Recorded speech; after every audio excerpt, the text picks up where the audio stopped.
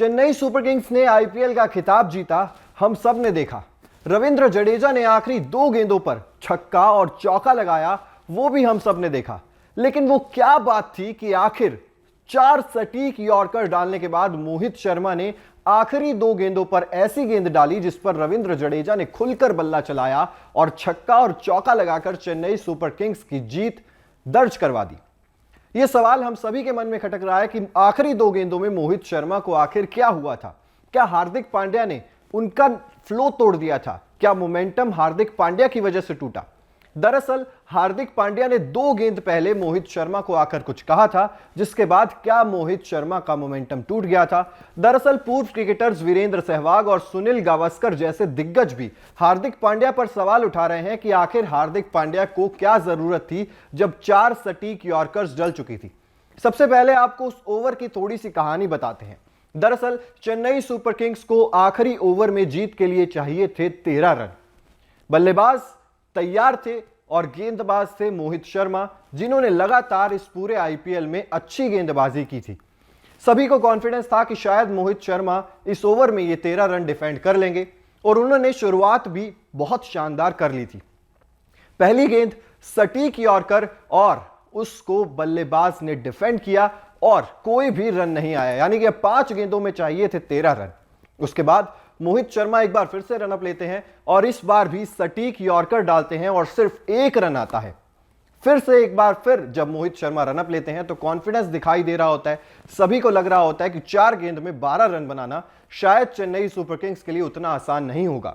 एक बार फिर से सटीक यॉर्कर डलती है और फिर से आता है 1 रन, यानी कि अब 3 गेंदों में चाहिए होते हैं 11 रन। यहां पर सीएसके के हाथ से जीत दूर जाती हुई नजर आती है।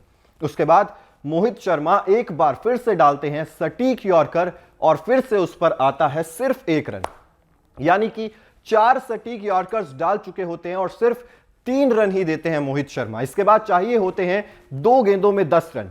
यहां पर अच्छी खासी गेंदबाजी चल रही होती है, लेकिन हार्दिक पांड्या आते हैं मोहित शर्मा के पास, उनसे बातचीत करते हैं, थोड़े से तनाव में दिखाई देते हैं।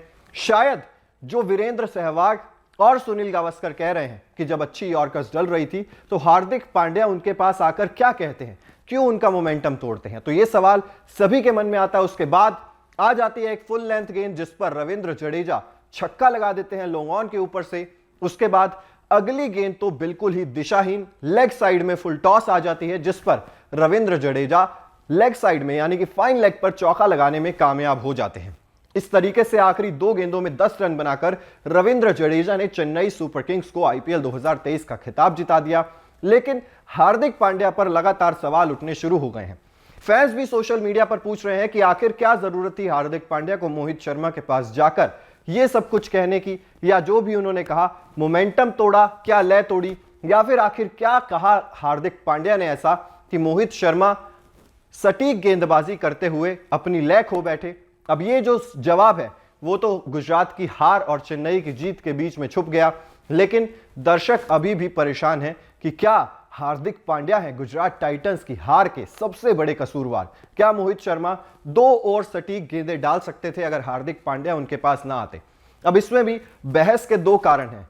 कुछ लोग कह रहे हैं कि हार्दिक पांड्या बातचीत करना चाहते थे, उनको सांत्वना देना चाहते थे और उनको शांत रखना चाहते थे, लेकिन वहीं दूसरी तरफ कुछ लोग कह रहे हैं, जैसा कि वीरेंद्र सहवाग और सुनील गावस्कर भी कह रहे हैं, कि हार्दिक पांड्या ने मोहित शर्मा की लय तोड़ दी, मोमेंटम तोड़ दिया, जिसकी वजह से उन्होंने आखिरी 2 गेंदें खराब लाइन और लेंथ पर डाल दी। अब इस विषय पर आपका क्या कहना है?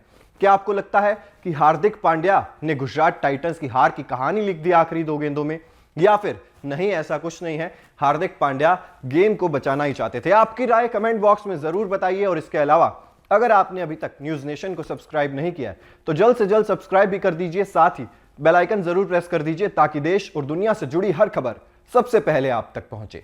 देखते रहिए न्यूज नेशन।